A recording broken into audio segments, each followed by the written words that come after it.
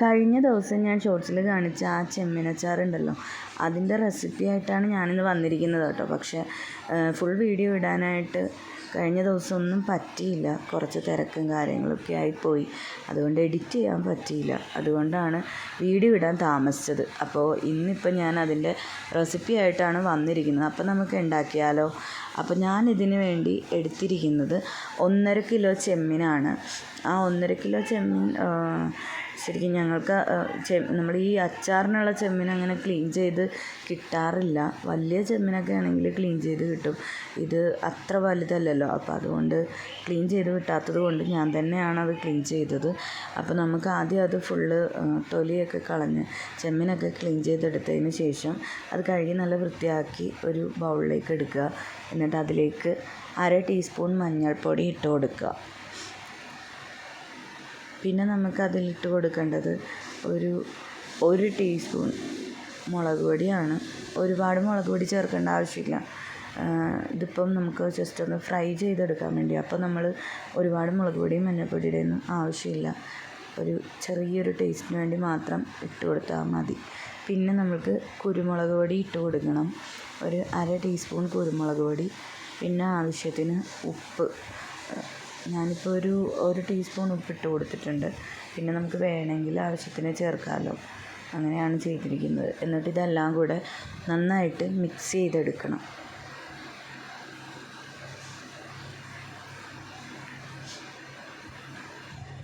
ഇത് നന്നായിട്ട് മിക്സ് ചെയ്തതിന് ശേഷം കുറച്ച് സമയം വെക്കാമെങ്കിൽ നല്ലതാണ്. എനിക്ക് സമയമില്ലാഞ്ഞതുകൊണ്ട് ഞാൻ പെട്ടെന്ന് തന്നെ ചെയ്യുമായിരുന്നു. കാരണം എനിക്കിത് ഓർഡർ വന്ന പിക്കിളാണ്. അപ്പോൾ അതെനിക്ക് എത്രയും പെട്ടെന്ന് കൊടുക്കേണ്ടതായിരുന്നു. അതുകൊണ്ട് ഞാൻ ഒരുപാട് സമയമൊന്നും വെച്ചില്ല.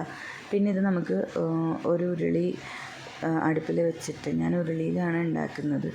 അപ്പോൾ അത് അടുപ്പിൽ വെച്ചിട്ട് നമുക്ക് അതിലേക്ക് നല്ലെണ്ണ ഒഴിച്ച് കൊടുക്കണം. അത് ചൂടാകുമ്പോൾ ഞാൻ യൂസ് ചെയ്യുന്നത് നല്ലെണ്ണയാണ്. ഈ അച്ചാർ ഒരുപാട് കാലം കേടുകൂടാതിരിക്കും. അപ്പോൾ ഞാൻ ഉണ്ടാക്കുന്ന അച്ചാറുകളെല്ലാം തന്നെ അങ്ങനെയാണ്. ഒത്തിരി നാളത് കേടാകാതിരിക്കുന്ന അച്ചാറുകളാണ് കേട്ടോ. അപ്പോൾ അതിലേക്ക് നല്ലെണ്ണ ഒഴിച്ചുണ്ടാക്കുന്ന അച്ചാറുകളൊന്നും പെട്ടെന്ന് കേടായി പോവില്ല. അപ്പോൾ നല്ലെണ്ണ ഒഴിച്ച് ചൂടായതിന് ശേഷം നമുക്ക് ഈ ചെമ്മീൻ ഇട്ട് കൊടുക്കാം.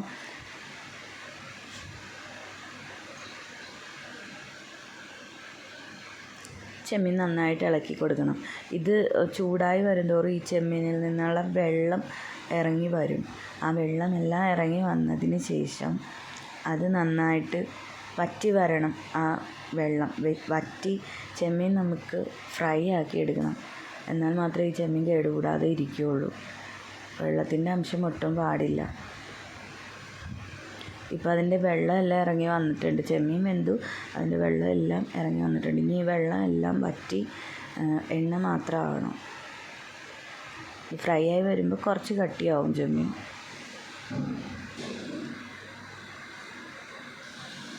ഇപ്പോൾ ഏകദേശമൊക്കെ വെള്ളം വറ്റി വന്നിട്ടുണ്ട്. ഇനി നമുക്കിത് നന്നായിട്ട് ഫ്രൈ ആക്കി എടുക്കണം.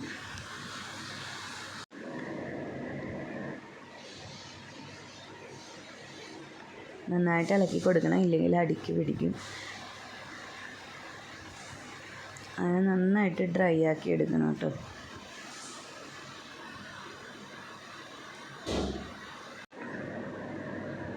ഇപ്പോൾ ഏകദേശം ഈ ചെമ്മീനെല്ലാം ഫ്രൈ ആയി വന്നിട്ടുണ്ട്.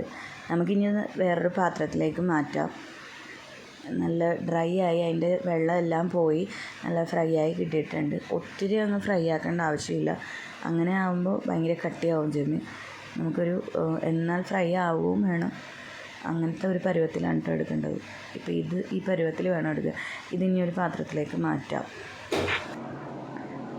എന്നിട്ട് നമുക്കത് ഞാൻ ഈ ഉരുളിയിൽ തന്നെയാണ് കേട്ടോ വീണ്ടും ചെയ്യുന്നത്.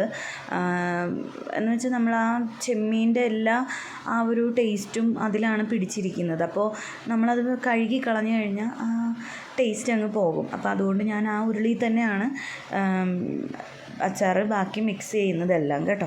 അപ്പോൾ വീണ്ടും ഞാൻ ആ ഉരുളി ചൂടാക്കാൻ വെച്ചിട്ട് കരിയാതെ നോക്കിയാൽ മാത്രം മതി. നല്ലെണ്ണ ഒഴിച്ച് കൊടുക്കുക. നല്ലെണ്ണ ഒഴിച്ചതിന് ശേഷം എണ്ണ ചൂടായി കഴിയുമ്പോൾ നമുക്ക് അതിലേക്ക് ഇഞ്ചി വെളുത്തുള്ളി നന്നായിട്ട് ചതച്ചതെന്ന് വെച്ചാൽ ചെറുതായിട്ട് അരിഞ്ഞതാണ്. ഞാൻ ചോപ്പറിലിട്ടാണ് അരിയുന്നത്. അപ്പോൾ അത് നല്ല അരച്ചതുപോലെ ഇരിക്കും, പക്ഷേ അരപ്പല്ല, നന്നായിട്ട് ക്രഷ് ചെയ്തെടുത്തതാണ്. ആ ഇഞ്ചിയും വെളുത്തുള്ളി ഇട്ട് കൊടുക്കണം. എന്നിട്ട് അത് നന്നായിട്ട് ഇളക്കി അതിൻ്റെ ആ ഒരു പച്ചമണം മാറുന്നത് വരെ ഇളക്കി കൊടുക്കണം.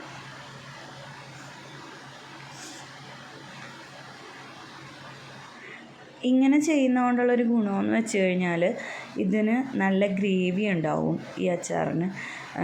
അതല്ലാന്നുണ്ടെങ്കിൽ നമ്മൾ ഇഞ്ചി വെളുത്തുള്ളിയൊക്കെ കഷ്ണം കഷ്ണമായിട്ട് കിടക്കുമ്പോൾ ഇത്രയും ഗ്രേവി നമുക്ക് കിട്ടില്ല. ഇതാകുമ്പോൾ നല്ല ഗ്രേവി ഉണ്ടാവും, അപ്പോൾ അച്ചാറിന് നല്ല ടേസ്റ്റ് ഉണ്ടാവും. അപ്പോൾ ഇത് നന്നായിട്ട് നമ്മൾ ഒരു പച്ചമണം മാറുന്നത് വരെ വഴറ്റി കൊടുത്തതിന് ശേഷം അതിലേക്ക് പച്ചമുളക് ഇട്ട് കൊടുക്കുക. എന്നിട്ട് വീണ്ടും ഇളക്കുക. ഇതിൻ്റെ എല്ലാം ആ വെള്ളത്തിൻ്റെ അംശം മാറ്റിയെടുക്കണം കേട്ടോ. വെള്ളം ഒട്ടും പാടില്ല. അപ്പോൾ ഈ നമ്മൾ ഓൾറെഡി ഇതെല്ലാം ഇടുമ്പോൾ അതിലൊരു വെള്ളത്തിൻ്റെ അംശം ഉണ്ടല്ലോ, അത് മാറുന്ന വരെ നമ്മൾ നന്നായിട്ട് ഇളക്കിയെടുക്കണം. പിന്നെ വേപ്പില ഇട്ട് കൊടുക്കണം. വേപ്പിലയും ഒക്കെ ഇതിൻ്റെ വെള്ളത്തിൻ്റെ അംശം മാറുന്നത് വരെ നന്നായിട്ട് മൂപ്പിച്ചെടുക്കണം. അതിന് ശേഷം മാത്രമാണ് നമ്മൾ പൊടികളൊക്കെ ചേർത്ത് കൊടുക്കുന്നത്. വെള്ളത്തിൻ്റെ അംശം എല്ലാം മാറിയെന്ന് നമുക്ക് മനസ്സിലാവുന്ന ഒരു പരുവമുണ്ടല്ലോ, ആ പരുവത്തിൽ വേണം ഇതെടുക്കാനായിട്ട്. എന്നിട്ട് വേണം പൊടികളൊക്കെ ചേർത്ത് കൊടുക്കാനായിട്ട്. അപ്പോൾ ഇത് ഏകദേശം നന്നായിട്ട് മൂത്ത് വന്നിട്ടുണ്ട്. ഇനി നമുക്ക് പൊടികൾ ചേർത്ത് കൊടുക്കാം. ഞാൻ ആദ്യം തന്നെ ചേർത്തിരിക്കുന്നത് 1/2 ടീസ്പൂൺ മഞ്ഞൾപ്പൊടിയാണ്. അല്ലെങ്കിൽ ഒരു 1/4 ടീസ്പൂൺ ഇടാം മഞ്ഞൾപ്പൊടിയാണ്. അതിനുശേഷം ഞാൻ ഇട്ട് കൊടുക്കുന്നത് ഒരു 4 ടീസ്പൂൺ മുളക് പൊടിയാണ്. പിരിയമുളക് പൊടിയാണ് കേട്ടോ ഇത്, കളറിന് വേണ്ടി. അത് നന്നായിട്ട് ഇളക്കി കൊടുത്തതിന് ശേഷം പിന്നെ നമ്മൾ ഇതിലേക്ക് ചേർത്ത് കൊടുക്കുന്നത്, ഞാനൊരു പിക്കിൾ പൗഡർ ഉണ്ടാക്കി വെച്ചിട്ടുണ്ട്.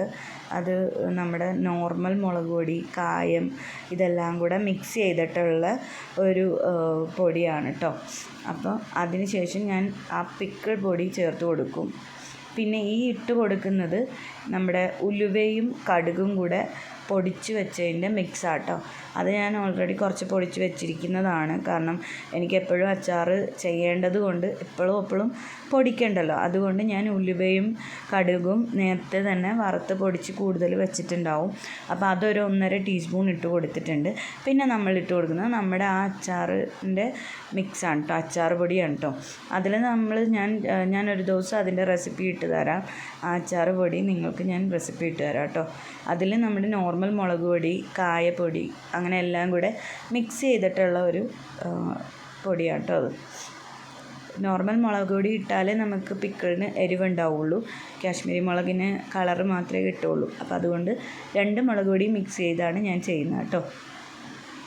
ഇനി ഇത് നന്നായിട്ടൊന്ന് പച്ചമണം മാറുന്നവരെ മൂപ്പിച്ചെടുക്കണം. എനിക്ക് എരിവ് കുറച്ച് കുറവാണെന്ന് തോന്നിയോണ്ടാട്ടോ ഞാനൊരു 1/2 ടീസ്പൂണും കൂടെ മുളക് പൊടി ഇട്ട് കൊടുത്തത്. ഇനി ഇത് നന്നായിട്ട് പച്ചമണം മാറുന്നവരെ മൂപ്പിച്ചതിന് ശേഷം അതിലേക്ക് നമുക്ക് വിനാഗിരി ഒഴിച്ചു കൊടുക്കാം.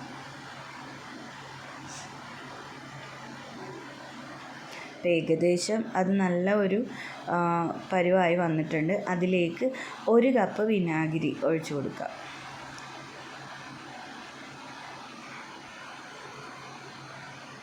വിനാഗിരി ഒഴിച്ച് അതൊരു ഗ്രേവി പോലെ ആക്കിയെടുക്കണം. അതിലേക്ക് ഉപ്പിട്ട് കൊടുക്കണം, ആവശ്യത്തിന് ഉപ്പിട്ട് കൊടുക്കണം. ഞാനൊരു 1.5 ടീസ്പൂൺ ഉപ്പിട്ട് കൊടുത്തിട്ടുണ്ട്. ഞാൻ നന്നായിട്ട് ഇളക്കി അതൊന്ന് തിളച്ച് വരട്ടെ. തിളച്ച് വന്നു കഴിയുമ്പോൾ നമുക്ക് ഫ്രൈ ആക്കി വെച്ചിരിക്കുന്ന ചെമ്മീൻ ഇട്ട് കൊടുക്കാം.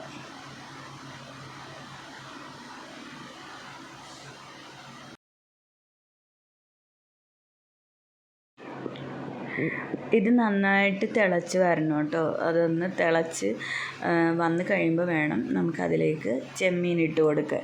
അപ്പോൾ നമുക്കിനി ചെമ്മീൻ ഇട്ട് കൊടുക്കാം.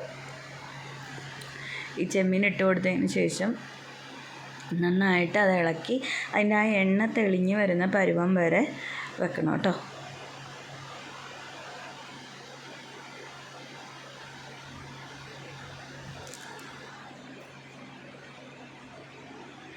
അത് നന്നായിട്ട് അവിടെ ഇളക്കി വെക്കണം. അപ്പോൾ അത് ഇരുന്ന് ലോ ഫ്ലെയിമിലിട്ട് വെച്ചാൽ മതി.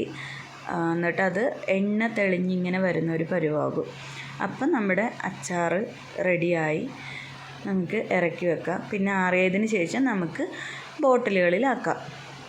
എൻ്റെ റെസിപ്പീസൊക്കെ ഇഷ്ടപ്പെടുന്നുണ്ടെങ്കിൽ എൻ്റെ ചാനൽ സബ്സ്ക്രൈബ് ചെയ്യാൻ മറക്കരുത്. ലൈക്ക് ചെയ്യാനും ഷെയർ ചെയ്യാനും മറക്കരുത് കേട്ടോ. നിങ്ങളുടെയൊക്കെ സപ്പോർട്ട് ഉണ്ടെങ്കിലേ എനിക്കിതുപോലെ വീണ്ടും വീഡിയോസൊക്കെ ഇടാൻ പറ്റുള്ളൂ. അപ്പോൾ എല്ലാവരും സബ്സ്ക്രൈബ് ചെയ്യണേ. അപ്പോൾ ഇത് നല്ലൊരു ഗ്രേവി പോലെ ആയി വന്നിട്ടുണ്ട്. ഇനി ഇത് ആ എണ്ണയൊക്കെ ഇങ്ങനെ തെളിഞ്ഞു വരും.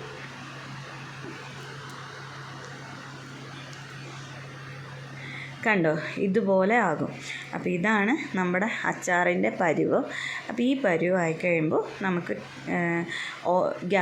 ഗ്യാസ് ഓഫ് ചെയ്യാം. ഓഫ് ചെയ്തിട്ട് പിന്നെ ഇത് ആറാൻ വെക്കാം. നന്നായിട്ട് ആറിയതിന് ശേഷം മാത്രമേ ബോട്ടിലാക്കാൻ പാടുള്ളൂ. ഇല്ലെങ്കിൽ അതിൻ്റെ ഈർപ്പം കൊണ്ട് അച്ചാർ പെട്ടെന്ന് കേടാകും. അപ്പോൾ അത് കാരണം നന്നായിട്ട് ആറിയതിന് ശേഷം മാറ്റുക. പുതിയൊരു വീഡിയോ ആയിട്ട് വീണ്ടും കാണാം. ബൈ.